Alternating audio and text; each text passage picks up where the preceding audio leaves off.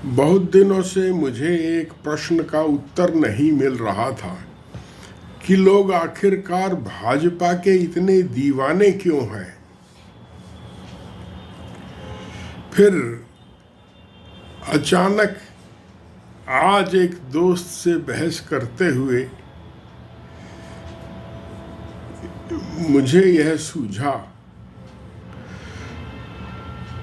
कि लोग भाजपा की मार्फत अपनी उन पुरानी मान्यताओं से जुड़े हैं जो कांग्रेस के आने से पूर्व भारत में सब लोग जिनका अनुसरण करते थे। और उसमें दो ही चीजें हैं, जातिवाद और सांप्रदायिकता। हिंदू हो, मुसलमान हो, सिख हो, ईसाई हो, ये बड़े दुर्भाग्य की बात है। सब अपने अपने खोल में अपने अपने कुएं के मेंढक थे और उसमें उन्हें आराम मिलता था। कोई दूसरा बाहर से मेंढक उछल कर आ जाए तो वे परेशान हो जाते थे। जैसे एक बंदरों का समूह होता है, उसमें कोई बाहरी बंदर आ जाए तो सब उस पर झपटेंगे, उसको अपने में मिलाएंगे नहीं। जैसे कुत्ते होते हैं गली के, तो दूसरे कोई आ जाए तो वो उसको गली में ठहरने नहीं देते, भगा देते हैं। तो कुछ इस तरह का चिंतन, सोच, विचारणा हमारी थी। ये दुर्भाग्य की बात है, लेकिन ये सच है। और ऐसा क्यों है? देखिए, कुत्तों के पास खाने को रोटी नहीं होती है, पता नहीं अगले वक्त उन्हें मिलेगी नहीं मिलेगी, और कोई उनका घर नहीं होता। तो एक गली पर वो कब्जा कर लेते हैं और वहाँ के निवासियों को वो पहचान लेते हैं, उन्हें कुछ कहते नहीं हैं और वो निवासी उनको रोटी दे देते हैं। इस प्रकार उनकी गुजर होती रहती है और वो उसको अपने क्षेत्र की पहचान के लिए बाकायदा उनका एक तरीका है जिसमें जाने की ज़रूरत नहीं है। और सभी जानवर लगभग उस तरीके का अनुसरण करते हैं, चाहे जंगल में शेर हो या गली में कुत्ते हों और यहाँ तक कि आदमी हो। तो आदमी भी काम धंधे में देखिए आप वैसा ही रुख अपनाते हैं। हमारे काम धंधे भी जातियों के अनुसार परंपरागत रूप से बटे हुए हैं, ये सबको मालूम है। और अब एक जाति के व्यक्ति एक तरह का काम करते हैं, एक दूसरे की मदद भी करते हैं, शादी ब्याह भी करते हैं आपस में। तो एक बड़ा और खाली वक्त में बातचीत भी करते हैं। तो ये एक बड़ा कंफर्ट जोन होता है जाति का। तो इसके जाति के दो माने कि पक्ष हो गए कि एक अपने सदस्यों के लिए, एक बाहरी के लिए। बाहरी के लिए तो हानिकर है, जैसे कुत्तों, एक गली में दूसरी गली का कुत्ता आ जाए। ऐसे ही दूसरी जाति का व्यक्ति हिंदुस्तान में परंपरागत रूप से ऐसा ही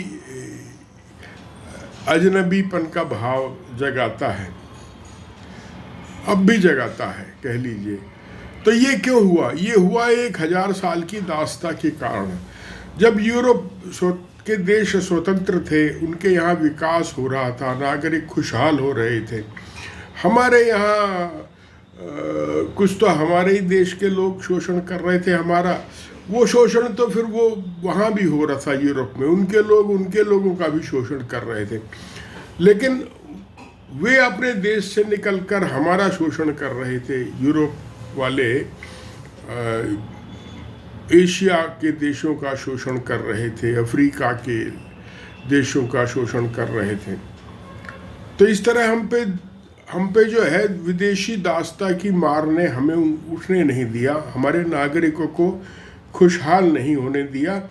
और हम गली के कुत्ते जैसे हो गए थे 1000 साल की दास्ता में। हमारे शासक कहने को तो राम राज्य की बात की जाती है, लेकिन कोई उसमें जनता का कोई ठौर ठिकाना था नहीं, कोई जनता के लिए भलाई कुछ नहीं थी। आज जैसे मोदी शासन में मंदिर बन रहा है, सब कुछ हो रहा है, तो आज तो फिर भी जनता को, भूखी जनता को राशन दिया जा रहा है, पहले तो ये भी नहीं था। तो ये सब आलम है। तो इसमें दो ही काम करते हैं कि भाई एक तो दूसरे गली के कुत्ते को नहीं घुसने देना, ये तो हो गया जातिवाद, और एक ये है कि कोई दूसरी नस्ल वाले को भी नहीं घुसने देना।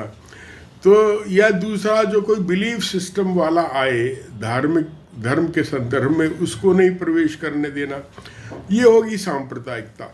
अच्छा, ये सांप्रदायिकता आज के संदर्भ में हम समझते हैं कि हिंदू मुसलमानों के बीच में ही ज़्यादा है। तो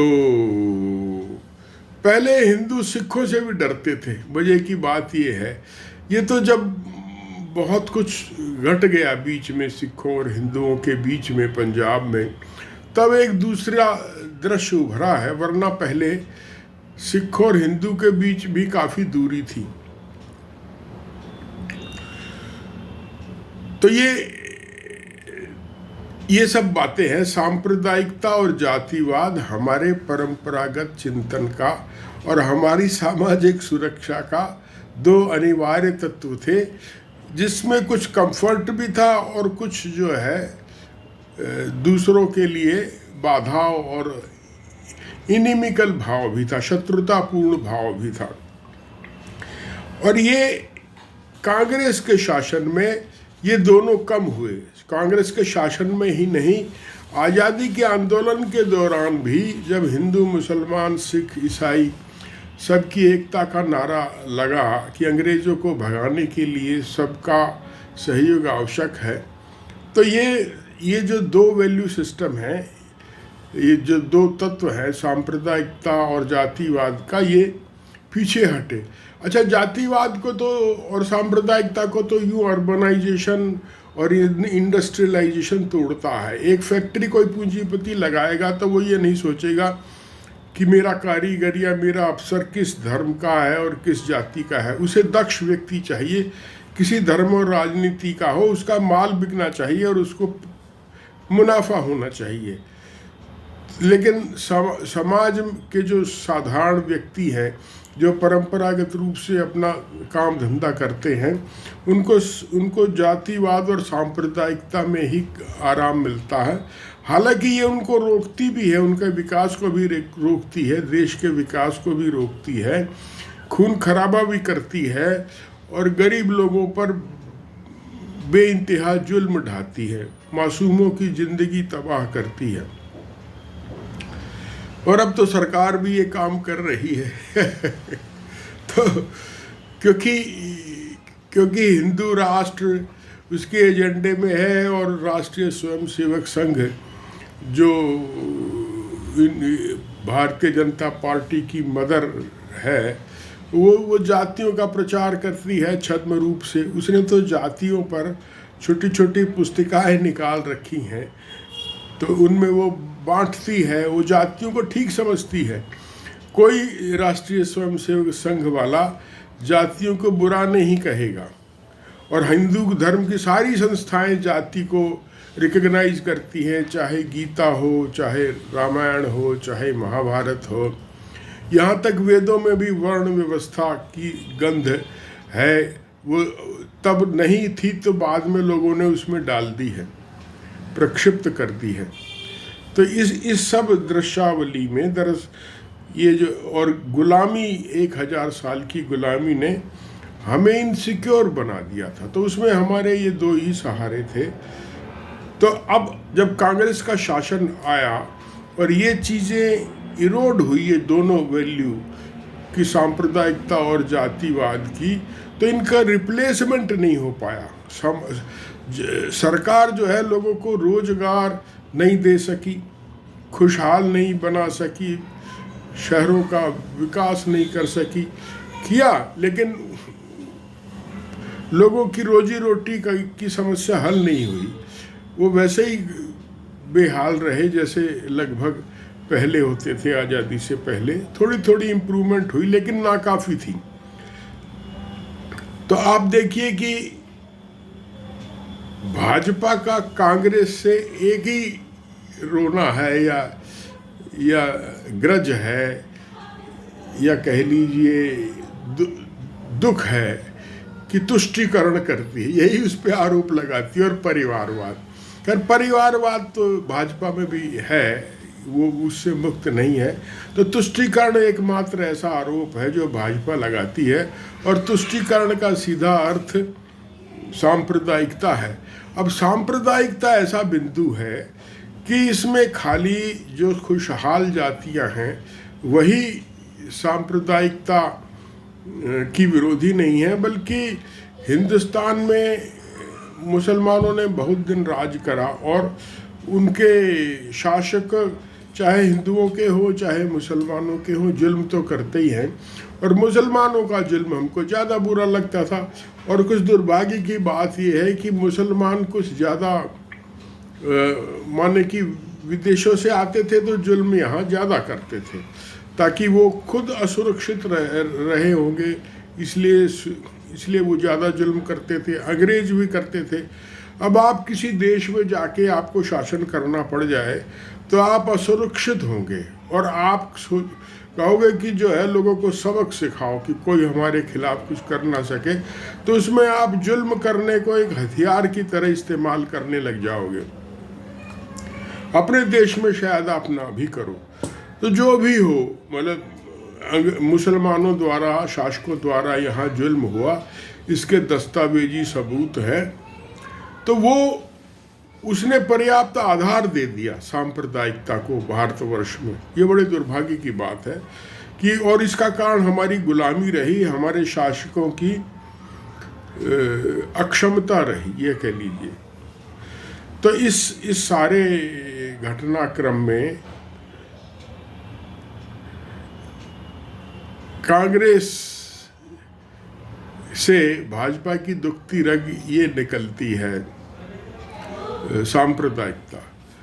और सांप्रदायिकता सभी जातियां इसका अनुसरण करती हैं, और हिंदू ही सांप्रदायिक नहीं है, मुसलमान भी हैं, सिख भी हैं, ईसाई भी हैं। ऐसी बात है, हमें ईमानदारी से यह बात माननी चाहिए। अब रहते हैं, अब आगे का रास्ता क्या है। अब आगे ये हुआ कि भाजपा शासन में तो आ गई कांग्रेस के निकम्मेपन से कह लीजिए, और उसने कहा कि शासन में बने रहने का उसने और उसी सांप्रदायिकता को पुनर्जीवित कर दिया, जातिवाद को पुनर्जीवित कर दिया। वो जो है ब्राह्मणों के पैरों में लेट कर मोदी जी ने जातिवाद को पुनर्जीवित कर दिया, और हिंदू राष्ट्र के नारे ने सांप्रदायिकता को पुनर्जीवित कर दिया। सिखों को आतंकवादी कहकर उसके आंदोलन में, किसानों के में, वही सांप्रदायिकता को पुनर्जीवित कर दिया। मुसलमानों के प्रति भी उनकी दुर्भावना कोई छिपी हुई नहीं है। पहले कांड हो चुका है जब एक पादरी और उसके बच्चों को जला दिया गया था। तो इस सारे घटनाक्रम में भाजपा ने इन दोनों तत्वों के द्वारा, जातिवाद और सांप्रदायिकता के द्वारा, एक आम भारतीय को, चाहे वह किसी भी धर्म का हो, एक सुरक्षा की भावना दी है। देखिए कितना विडंबनापूर्ण है कि हमको एक ऐसी जगह सुरक्षा मिल रही है जो बहुत असुरक्षित है, जो अत्यंत असुरक्षित है, जिसमें कोई भविष्य नहीं है, जिसमें गरीबी है, जिसमें बदहाली है।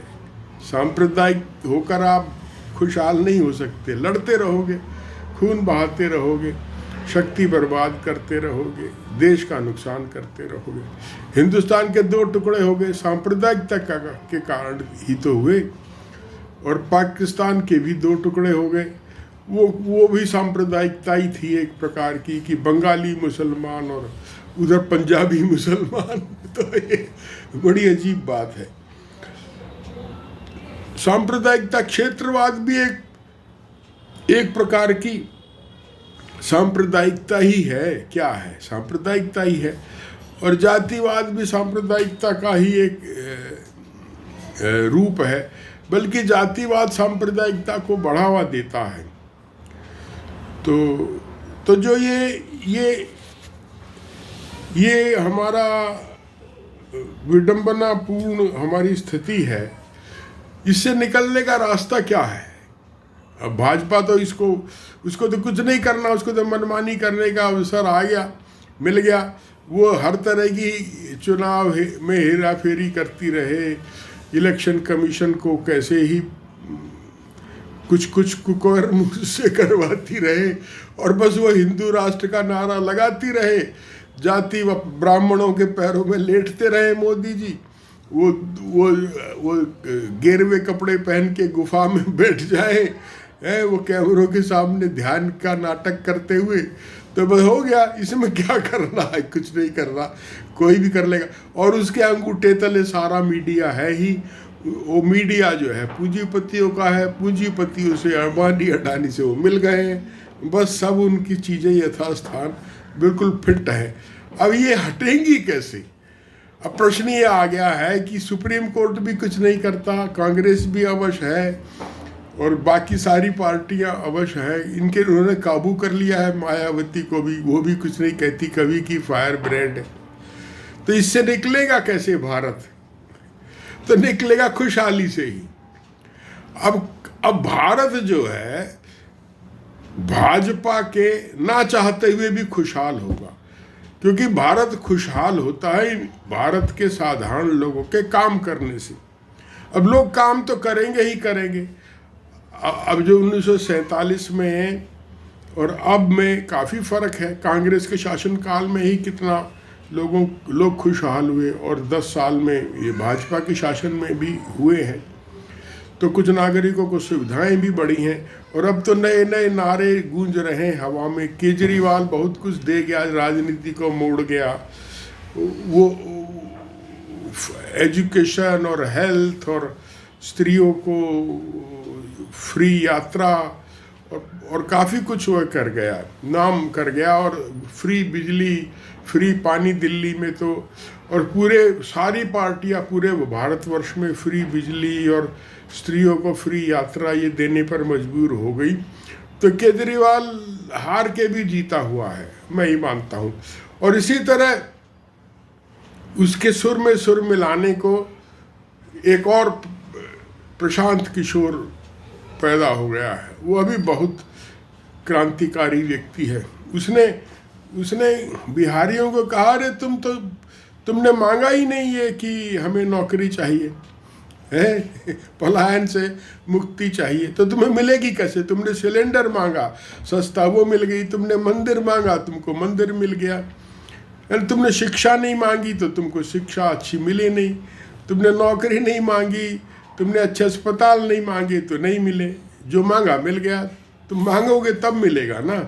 तो अब उन्होंने मांगा अब की बार उसकी मार्फत लोगों उसकी सभा में आ गए। ये उन्होंने समझो कि मांग ही लिया, और उसको देख के, उसकी भीड़ को देख के, उसकी सभाओं की, तेजस्वी यादव को भी, कांग्रेस को भी, और भाजपा को भी, एनडीए को भी, इंडिया को भी, सबको जो है ये नौकरी को एक बनाना, वादा उसका प्रमुखता से उसको अपना एजेंडा बताना पड़ा, अपने एजेंडे में शामिल करना पड़ा। अब देखिए क्या होता है आगे, पर रास्ता यही है। ये खुशहाली हमारी आम नागरिक की, वही भारत को जातिवाद से मुक्त कराएगी, वही सांप्रदायिकता से मुक्त कराएगी, जैसा कि हम अमेरिका में देखते हैं। वह तो संसार के सारे देशों की प्रतिभाओं का अपने यहाँ स्वागत करता है। अब उम्मीद है भारतवर्ष में हम लोग भी 50-60 सालों में इसको घटित होता, फलित होता देख पाएंगे। वो एक IAS को पढ़ाने वाले हैं विकास दिव्य कीर्ति शायद नाम है उनका। वो तो कहते हैं 50-60 साल में इतनी खुशहाली होगी और इतना ऑटोमेशन होगा कि नौकरियां नहीं होंगी, पर लोगों पे सब कुछ होगा, सब कुछ होगा, ऐश होगी। अच्छा चलिए, इसी कामना के साथ